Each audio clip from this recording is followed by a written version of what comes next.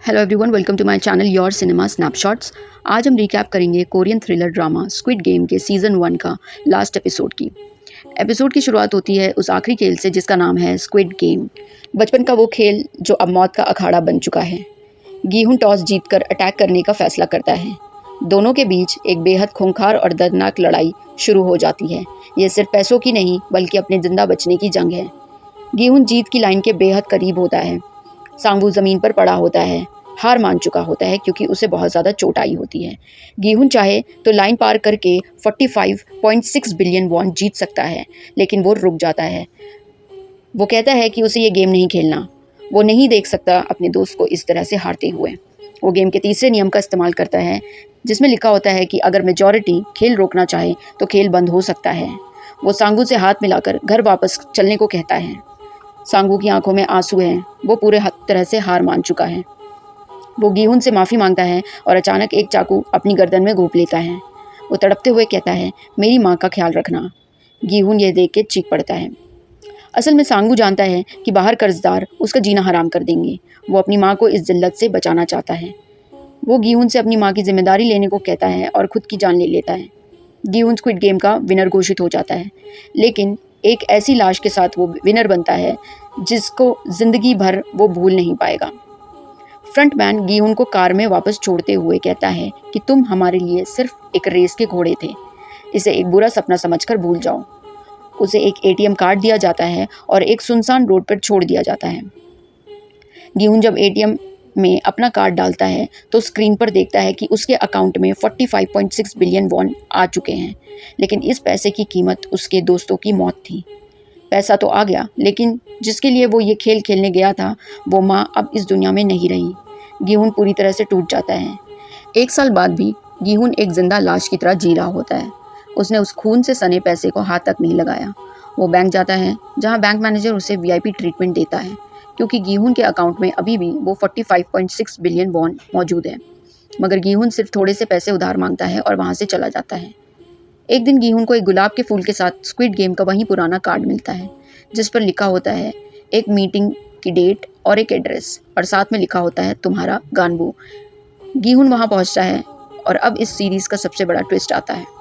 गीहुन देखता है कि बेड पर वो बूढ़ा आदमी यानी स्क्विड गेम का प्लेयर नंबर 1 ओ इलनम जिंदा है और ऑक्सीजन मास्क लगाए पड़ा हुआ है। वो बूढ़ा प्लेयर जिसे हम मरा हुआ समझ रहे थे वो आखिरकार जिंदा है, और वो कोई आम इंसान नहीं बल्कि इस पूरे खूनी खेल का मास्टरमाइंड और होस्ट होता है।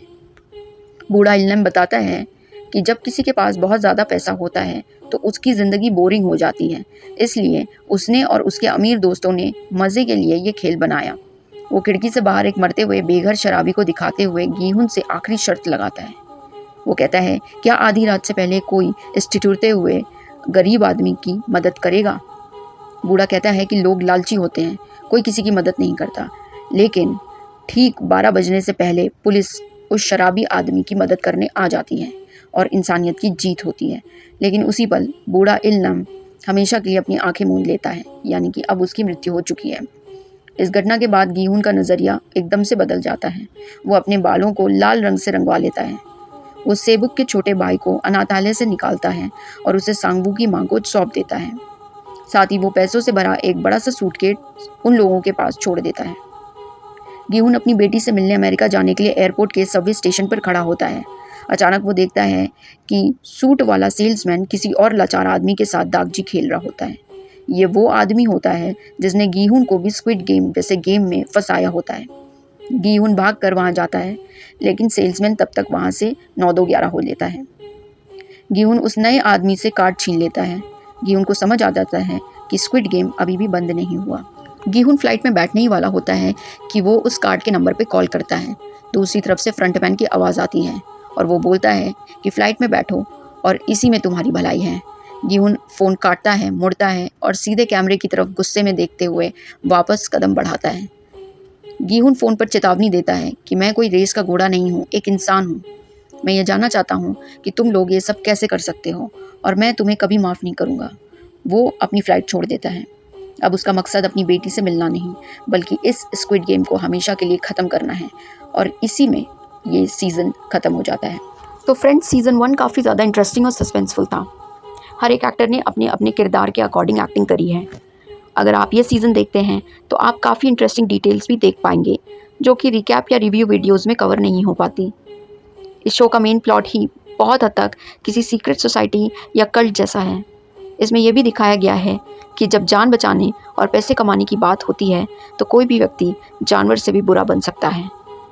आप इस फुल सीरीज़ को नेटफ्लिक्स में देख सकते हैं।